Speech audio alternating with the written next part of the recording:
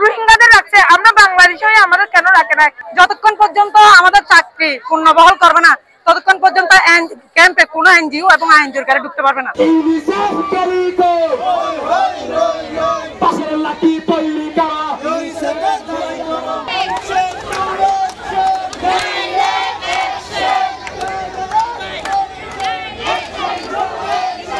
আমাদের উনি কালকে স্পষ্ট করে ইউনিসেফকে বলেছেন, একটা শিশু, রোহিঙ্গা শিশু তার দেশকে রিপ্রেজেন্ট করবে, সে ইংলিশে করবে, যখন ফরেনাররা আসবে ইংলিশে রিপ্রেজেন্ট করবে। কিন্তু দুঃখজনক যে যদি ইংলিশ সাবজেক্টই তুলে দেওয়া হয় তাহলে তারা কিভাবে দেশকে রিপ্রেজেন্ট করবে? তাছাড়া শিক্ষা একটা মানুষের মৌলিক অধিকার। মিজান স্যার আমাদের সাথে একত্রতা ঘোষণা করেছে, এটা আমরা খুশি। আমরা অনড় থাকবো যতক্ষণ না এই চাকরি পুনর্বহাল হচ্ছে। আমরা এখানে রাস্তায় থাকবো, এখানে আমরা শান্তিপূর্ণভাবে রাস্তায় অবস্থান নিব।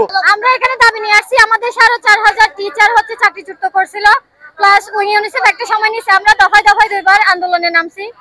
তো ওনারা কালকে 4টা পর্যন্ত একটা সময় নিয়েছিল যে আমাদেরকে ভালো একটা ফিডব্যাক দিবে, কিন্তু ইউনিসেফ আমাদেরকে হতাশাজনক একটা ফিডব্যাক দিছে, যেটা আমরা সন্তুষ্ট না। ওনারা আরো 2,500 টিচার ছিল, বলছে ওনাদেরকে শুদ্ধ জুন মাস থেকে রাখবে না।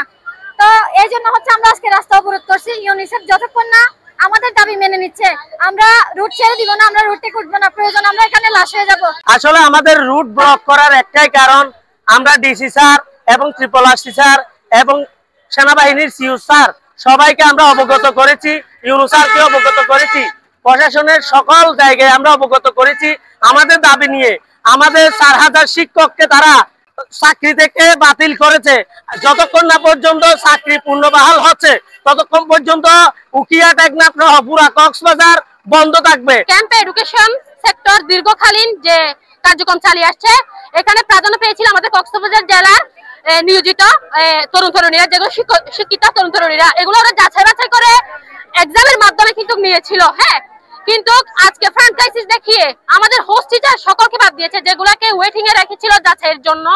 এগুলোকেও কালকে নোটিশে জানিয়ে দেওয়া হয়েছে যে তাদেরকে জুলাই 1 তারিখ পর্যন্ত তাদেরকেও বহিষ্কার করা হয়েছে। তাহলে যদি ফ্র্যাঞ্চাইজিস থাকে, আমাদের রোহিঙ্গা টিচার কেন আমাদের সমানভাবে বাদ গেল না? আমাদের রোহিঙ্গা এতগুলো ভলান্টিয়ার আছে, তারা রোহিঙ্গা ভলান্টিয়ার কেন বাদ দিল না? আমাদের নাইট গার্ড আছে, ক্লিনার আছে, এদেরকে কেন বাদ দিল না? দুটো করে রাখছে।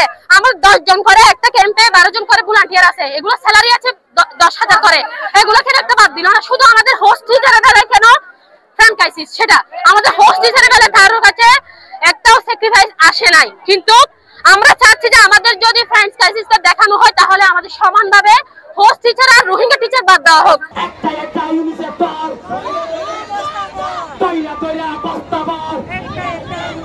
আজকে আমাদের কর্মসূচি হচ্ছে সকল এনজিও এবং আইনজীবীর গাড়ি টোটালি ক্যাম্পে ঢুকতে পারবে না, কারণ আমাদেরকে কোনো নোটিশ ছাড়া বিনা নোটিশে হঠাৎ করে একটা ডিসকন্টিনিউ লেটার দেওয়া দিয়েছে, এরকম কোনো রাইটস নাই। যতক্ষণ পর্যন্ত আমাদের চাকরি পূর্ণবহাল করবে না ততক্ষণ পর্যন্ত ক্যাম্পে কোনো এনজিও এবং আইনজীবীর গাড়ি ঢুকতে পারবে না। আমাদের দাবি হচ্ছে একটাই, আমাদের 4,000 টিচার 4,500 টিচার ছাড়া হচ্ছে কোনো পূর্ব প্রস্তুতি ছাড়া আমাদেরকে 1 মাস আগে কোনো ইনফর্ম করে নাই, 1 সপ্তাহ আগে করে নাই। মাসের লাস্ট যেদিন সেদিন আমাদেরকে ডেকে বলতেছে আপনাদের রেজিগনেশন লেটার। 1250 জন টিচার সাথে করছে। আবার গ্রেড 3 থেকে যাদের রাখছে ওদের 1 মাস পর্যন্ত রাখছে, কোনো বেতন দেওয়া হবে না, শেষ হবে কিছু 3 মাস কাজ করতে বলতেছে। কিন্তু আমরা যে কাজ করবো, আমাদের 3 মাস আমরা এখানে কেমনে কাজ করবো? আমরা তো কোনো কাজ করবো না। আমরা যে টিচার সাথে করছে, রোহিঙ্গাদের রাখছে, আমরা বাংলাদেশ হয়ে আমাদের কেন রাখে নাই? আমাদের দাবি হচ্ছে হয় ওরা আমাদের 4,500 টিচারের চাকরি ফিরিয়ে দিবে, না হয় ইউনিসেফ এই কক্সবাজার থেকে চলে যাবে।